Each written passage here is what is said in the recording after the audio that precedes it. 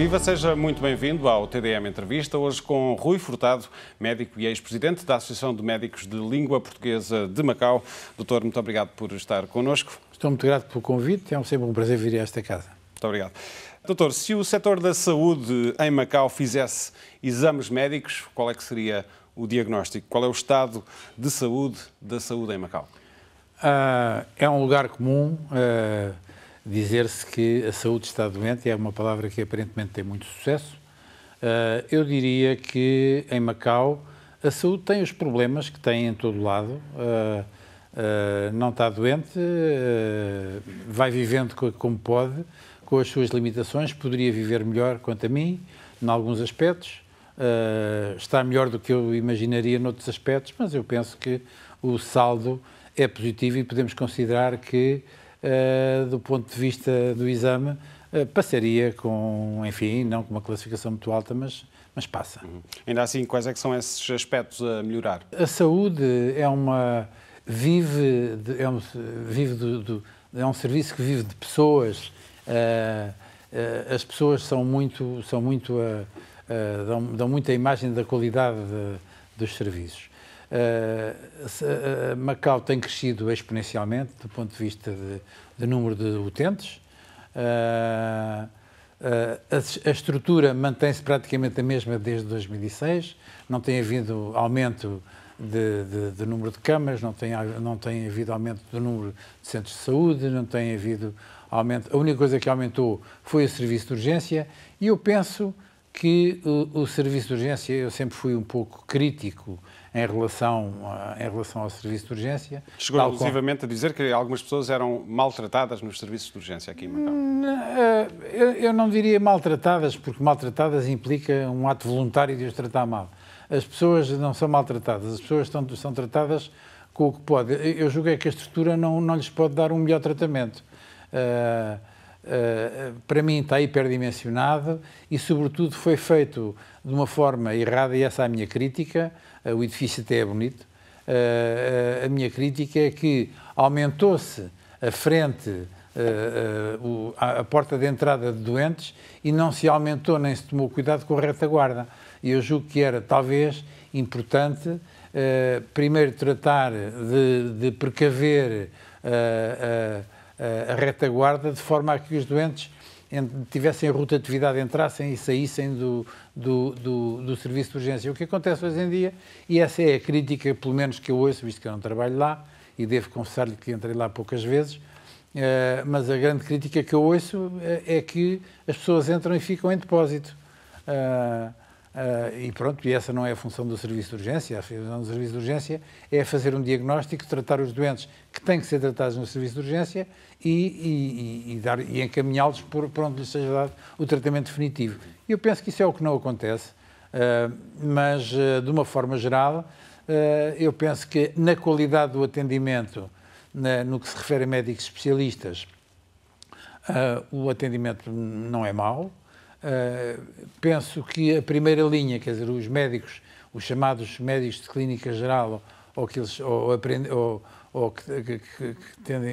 estão a fazer um serviço de atendimento permanente, não têm qualificação e, sobretudo, não se sentem protegidos. E esse é talvez o grande problema do Serviço de Saúde em relação ao seu pessoal, é que empurrou-os para fazerem uma medicina defensiva, que é sempre prejudicial para o doente e para os serviços. E esse é o grande problema da saúde. Há também uma questão recorrente que tem a ver com os tempos de espera que não têm vindo a ser encurtados, pelo contrário. Isso decorre daquilo que eu lhe disse, quer dizer, vamos lá ver uma coisa, Macau tem a grande vantagem para os doentes de oferecer serviços gratuitos à maioria da população.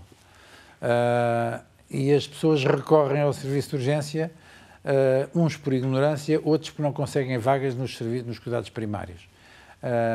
E, portanto, como a procura é muita, a estrutura não está montada para uma procura tão grande, como os médicos fazem medicina defensiva, como eu lhe disse, o que vai acontecer é que os doentes vão se acumulando e não resolvem o problema dos doentes. E é evidente que isso vai conduzir a imensos tempos de espera, a insatisfação dos doentes, a ter os doentes em más condições.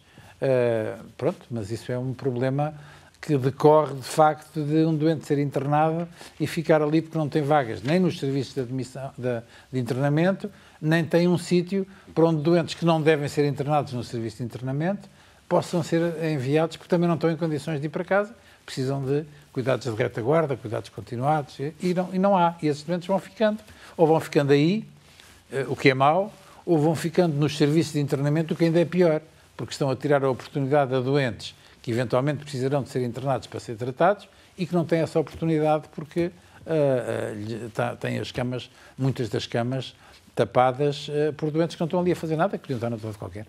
Há pouco falou na questão dos especialistas. É conhecida a intenção do Governo de contratar 21 especialistas em Portugal, de 13 especialidades. Como é que vê esta intenção do Governo? Eu já tive a oportunidade, já me perguntaram isso, eu já tive a oportunidade de dizer que estou aqui para ver quantos vêm desses 21 da proposta. Alexis Tam, o secretário da tutela, diz que há dezenas de médicos especialistas em Portugal que têm vontade de vir para Macau. Pronto, ótimo, fico satisfeito por saber isso.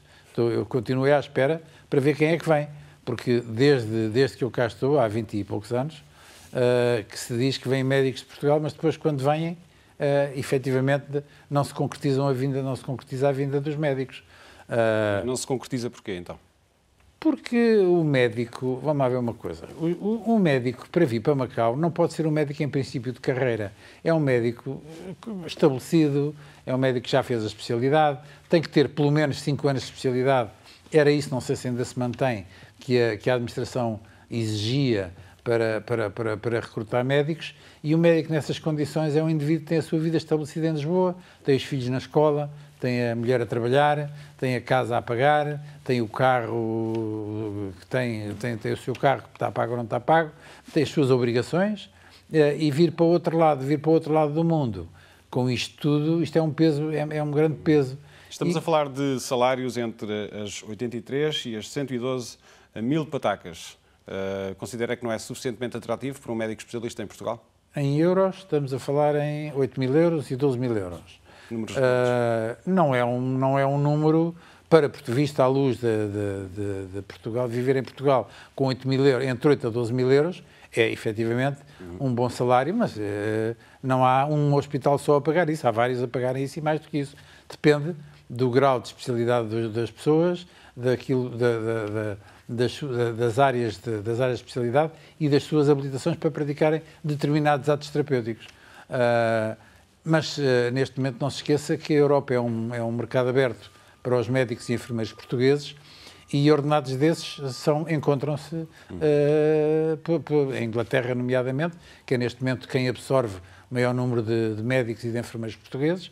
E se for para o Dubai, se for para aquela zona dos Emirados Árabes Unidos, eles têm, neste momento, o Dubai, não sei se tem essa informação, mas Dubai está a desenvolver-se como um centro internacional de saúde, de turismo de saúde, tal qual como a Tailândia.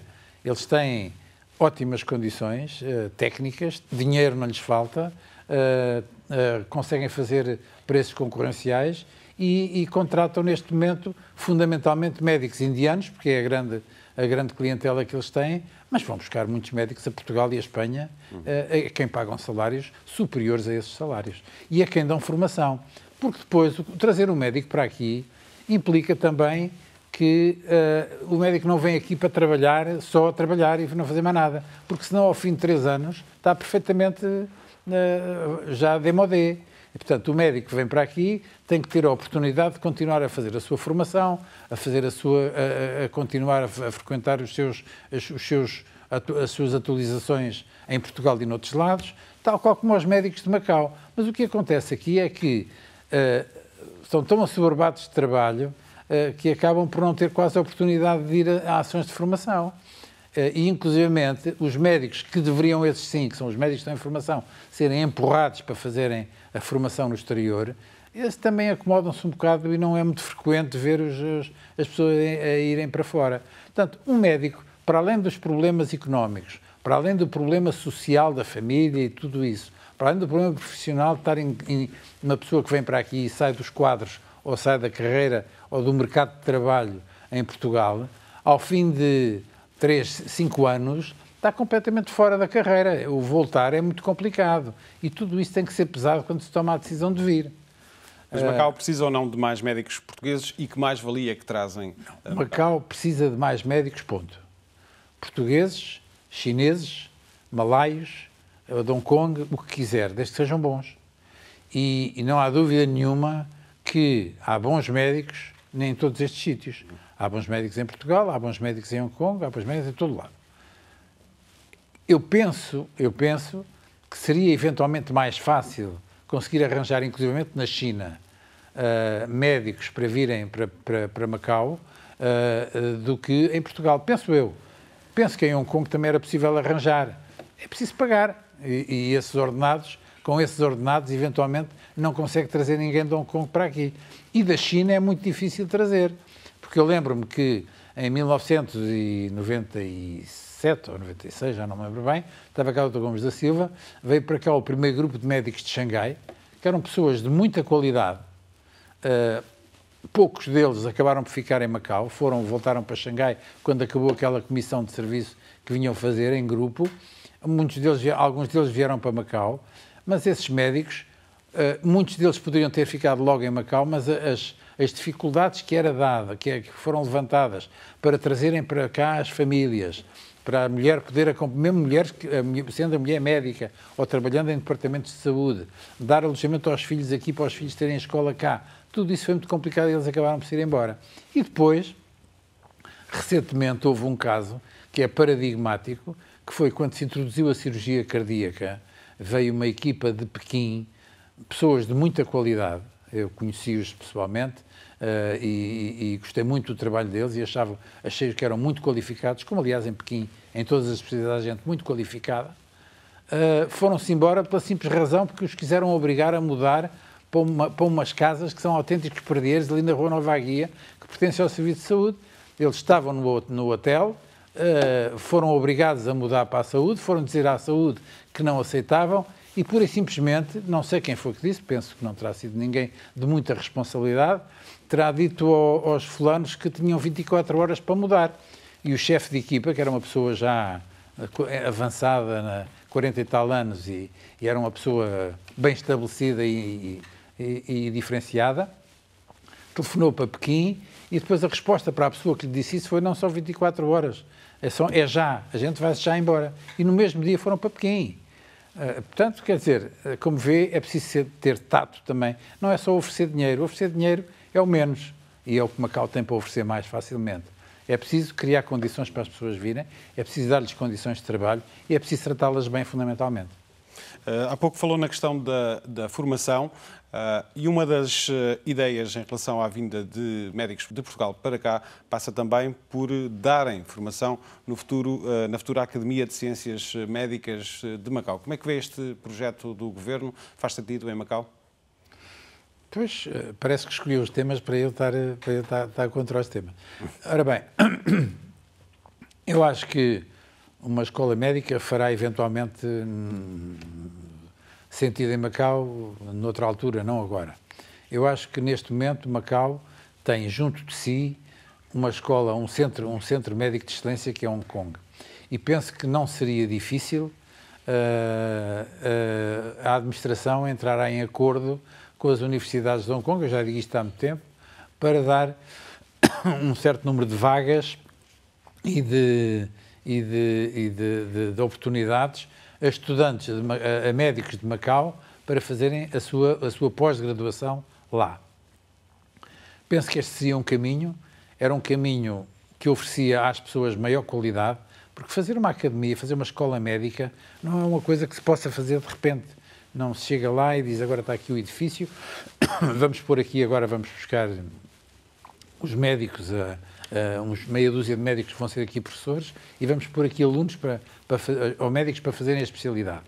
É preciso ter, em primeiro lugar, as patologias. Que em Macau a patologia tem patologias que são limitadas, tem uma população limitada. Hong Kong tem 8 milhões de habitantes. Aqueles hospitais têm toda a espécie de patologia. A gente aqui tem 500 mil habitantes, ou seja, neste momento 700 mil, e desses 700 mil habitantes, eles quando estão doentes, ou vão para a China, que é para a terra deles, para serem tratados, ou vão para Hong Kong para serem tratados Mas com mais pode-se qualidade. argumentar que um centro destes pode ser feito em Macau, mas não só para Macau.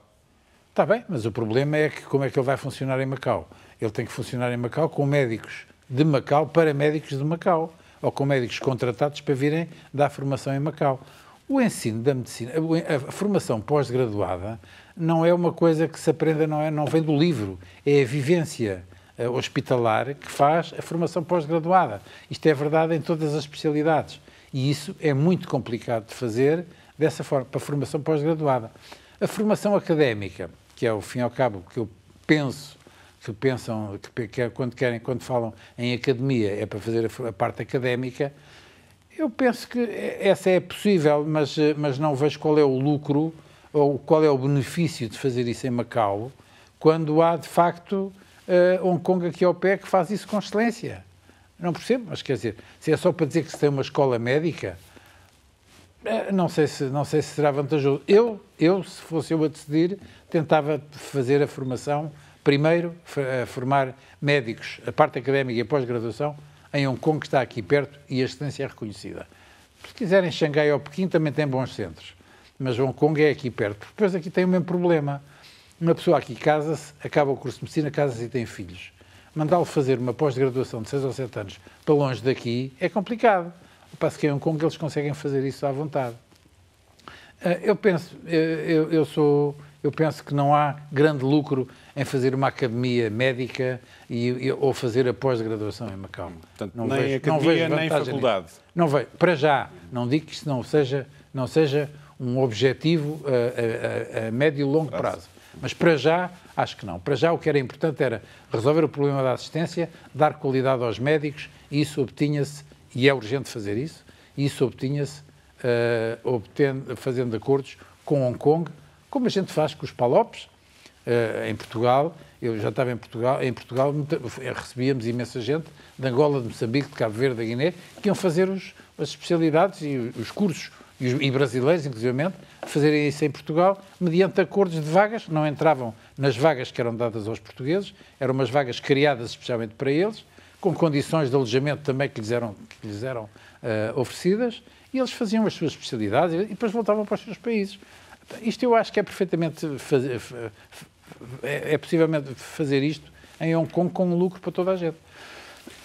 Ainda não há uma data oficial para a abertura do novo hospital. A única coisa que se sabe é que está bastante atrasado. Como médico que trabalha em Macau há já bastantes anos, como é que olha para este processo?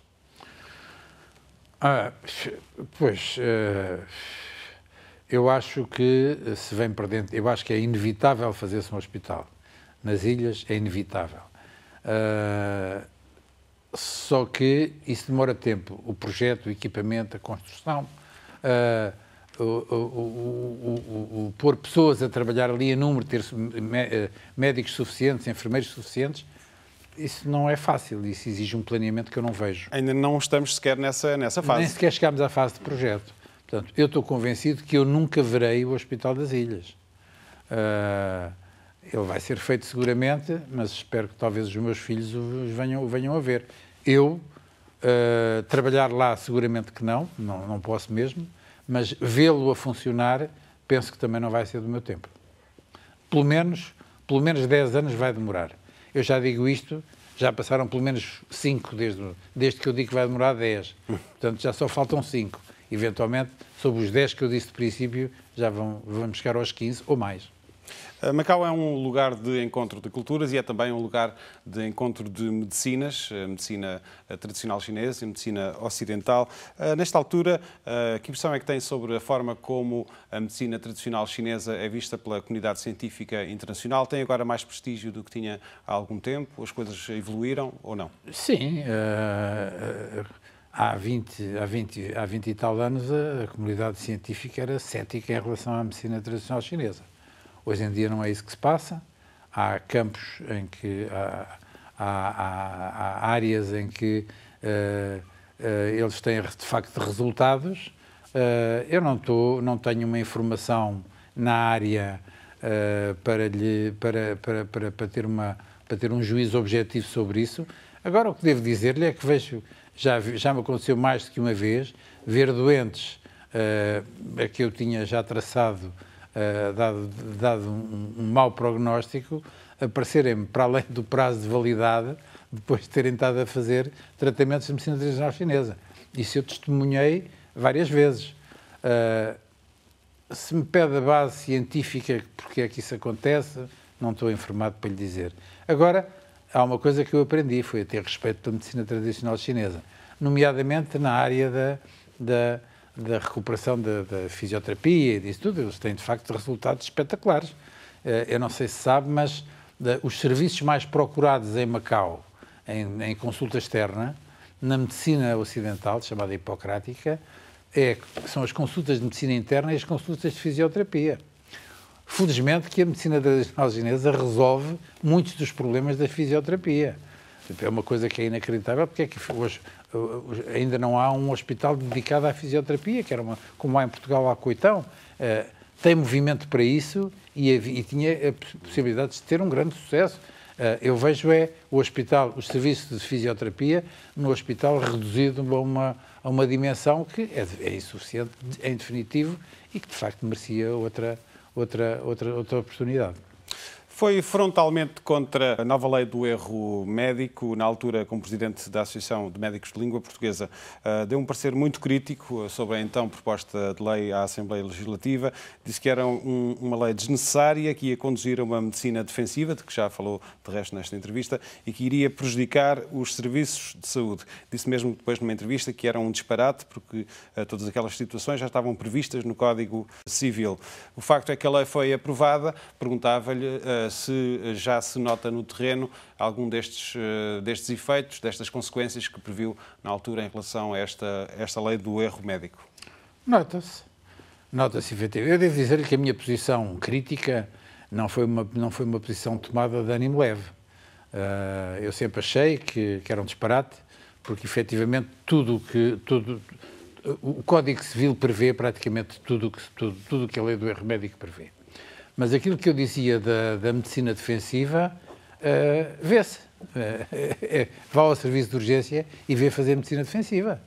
Vá ao hospital e vê os doentes serem discutidos, um doente de alto risco, é preciso um ato de coragem para se pegar nesse doente. Devo dizer que, inclusivamente, há um caso de um cirurgião que operou um doente e que o doente o resultado final não foi bom porque o doente acabou por morrer, mas é uma cirurgia de alto risco, em que foram os próprios serviços a querer crucificar o médico.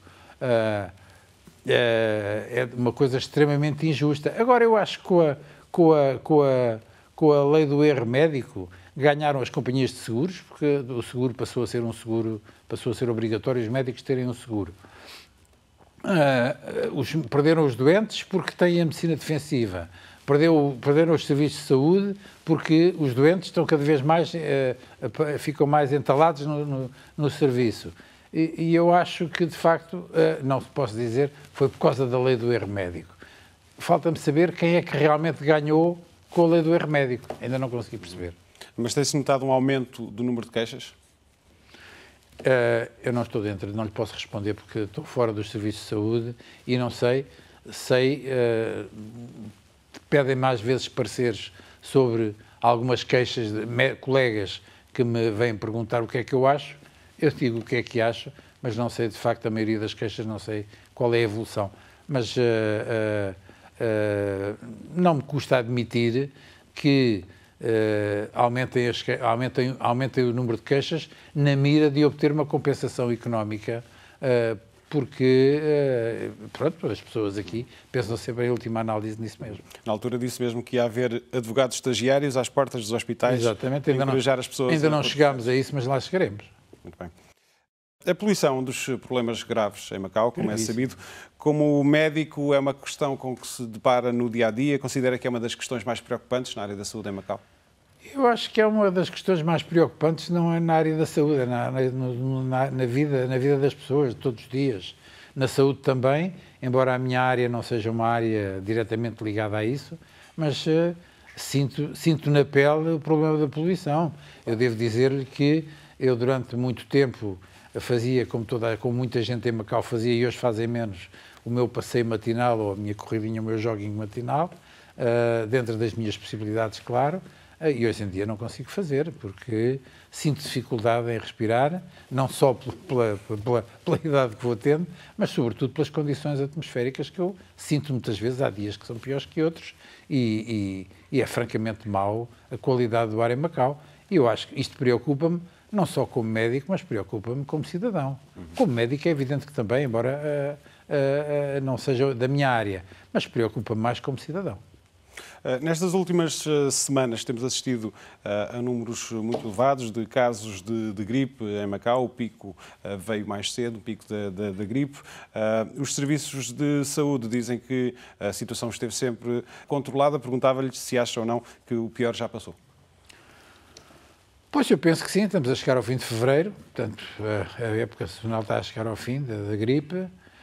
Eu acho que o Governo teve uma boa política de vacinação. Quanto a mim, falhou num pequeno pormenor. Foi que, ao princípio, limitou aos residentes a vacinação, esquecendo-se que os não residentes que trabalham em Macau e que serão portadores de doentes são uma fonte de contágio dos doentes e de propagação da doença. Portanto, eu acho que a vacina devia ter sido facultada a todos, se não gratuitamente, de uma forma, pelo menos, suportada em parte pela administração e em parte pelos doentes, de forma a que toda a gente fosse vacinada. Acho um perfeito disparate a polémica que se levantou em certa altura dos pais não quererem vacinar os filhos. Porque continua a haver uma certa resistência. Está bem, pois, mas qual é a lógica? Não tem fundamento científico para isso, não há nenhuma base científica. O que dizem é que eu, ano passado, vacinei-me e depois fiquei com gripe logo a seguir. A vacina, as pessoas, quando são vacinadas, têm que ser sujeitas a um exame médico que é feito na altura da vacina. A pessoa tem que se encontrar em condição física saudável para fazer a vacina. Se a pessoa já está com gripe e faz a vacina, não adianta nada. Não é que pior, mas não resolve coisa nenhuma. E eu acho que isso é um problema, é um falso problema. A vacina é uma norma que, fundamentalmente, os pais deviam ter cuidado para com os filhos e a população em geral devia proteger-se com a vacina. E acho que a política do Governo foi corretíssima quanto à vacina. Doutor, a sua presidência da Associação de Médicos de Língua Portuguesa de Macau ficou marcada por algumas polémicas. Os tribunais acabaram por anular o resultado da eleição que o conduziu a um segundo mandato por não ter entregue, na devida altura, a lista completa dos associados à lista concorrente, liderada por Jorge Humberto. Houve também um caso de devolução de verbas à Fundação Macau e aos serviços de saúde por não se ter feito prova de algumas despesas relacionadas com a organização de um congresso de medicina. Isto já foi há algum tempo. Perguntava-lhe, olhando para trás, considera que houve alguns erros na sua presidência desta associação? Erros há sempre, mas não são esses que foram apontados. Foram alguns deles. Não, considero que esses que foram apontados não foram erros.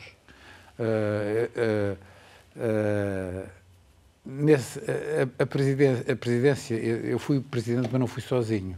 Tivemos uma equipa que era unida, trabalhámos e fizemos o nosso melhor pela associação. Fizemos muitas coisas, podíamos ter feito mais, evidentemente. Fizemos muitas coisas e fizemos tudo o que fizemos imbuídos da melhor das intenções. Conseguimos ótimos resultados, conseguimos fazer encontros aqui em Macau com excelente nível, chegámos a ser nomeados como, na cidade do Cabo, em Cabo Verde, nomeados como presidentes da Associação Médica de Língua Portuguesa. Depois, na altura, houve toda esta complicação e, portanto, eu não cheguei a perceber. Eu entendo que aquilo foi tudo jogos florais. Acho que aquilo foram pessoas que quiseram ir para o lugar, e tiveram essa oportunidade. Quanto a mim, não a aproveitaram. Eu acho que, neste momento, a Associação dos Médicos de Língua Portuguesa está pouco menos que moribunda e depende da vontade e do trabalho de duas pessoas que dão o máximo que podem para aquela associação, que é o Dr.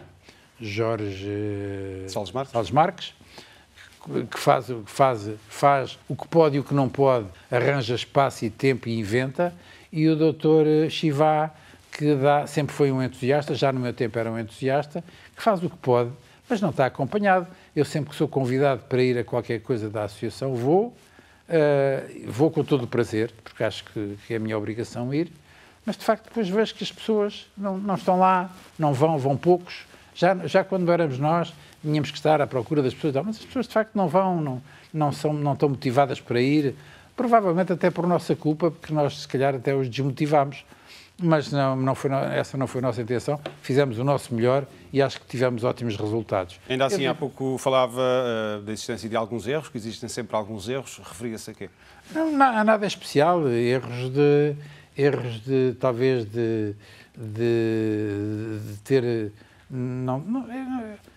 talvez tivesse tido a oportunidade de puxar mais gente para mais perto para fazer, mas depois é assim.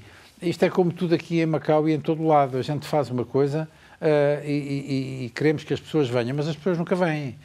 Se eu marcar uma reunião para 10 pessoas, para a gente combinar, projetar uma coisa qualquer, dessas 10 vêm 5 à primeira reunião, 3 à segunda e à terceira estou eu e mais um, com certeza, a fazer os que tivemos a ideia. E as coisas acabam por ser assim. E pronto, é o comodismo das pessoas. Só nesse aspecto. Quanto ao aspecto de organização, de administração, de ligação com as pessoas, fizemos o que fizemos, não mudaria nada do que fiz.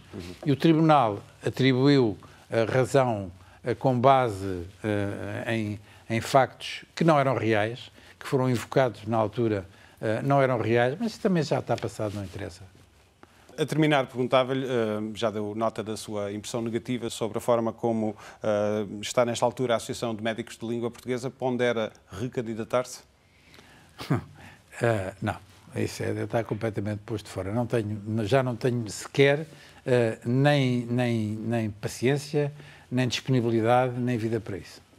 Dr. Rui Furtado, muito obrigado por ter vindo ao TDM. Muito obrigado, senhor, pela sua atenção. Muito obrigado. Nós voltamos na próxima semana, contamos consigo. Até lá.